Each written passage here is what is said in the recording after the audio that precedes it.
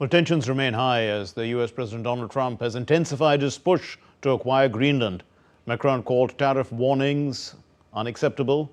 The EU has reiterated that Europe would have no choice but to respond if a trade war started. The Greenland issue has impacted stock markets, in fact, including Wall Street and also stocks opening decisively lower.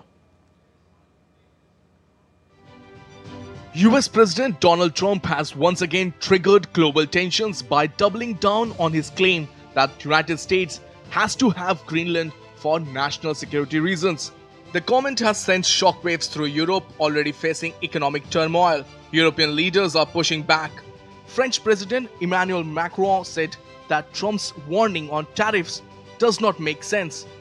Competition from the United States of America through trade agreements that undermine our export interests, demand maximum concessions, and openly aim to weaken and subordinate Europe, combined with an endless accumulation of new tariffs that are fundamentally unacceptable, even more so when they are used as leverage against territorial sovereignty.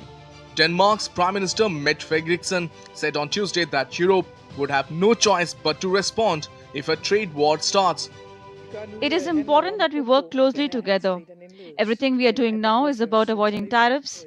At the same time, I also think it is necessary to say that if anyone starts a trade war against us, which I really cannot recommend, then we as Europe must of course respond. We are compelled to do so. Export-heavy sectors like Germany's automobile industry and Italy's luxury goods market are particularly vulnerable. First, it is unacceptable within the NATO alliance to threaten each other with tariffs or other measures. And secondly, we must act together as Europeans. The demands and threats made by Donald Trump, the US President, are unacceptable to us. European Union Commission President Ursula von der Leyen has called Trump's tariff warning a mistake, warning that Europe's response will be united and proportional. Arctic security can only be achieved together. And this is why the proposed additional tariffs are a mistake, especially between long-standing allies. Europe must speed up its push for independence, from security to economy, from defense to democracy. Adding to the controversy, Trump has also criticized UK's plan to transfer sovereignty of Chagos Island to Mauritius, calling it an act of great stupidity.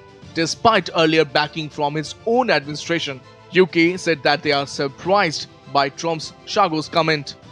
Russian Foreign Minister Sergei Lavrov reiterated that Russia has no interest in interfering, yet certainly observing the situation.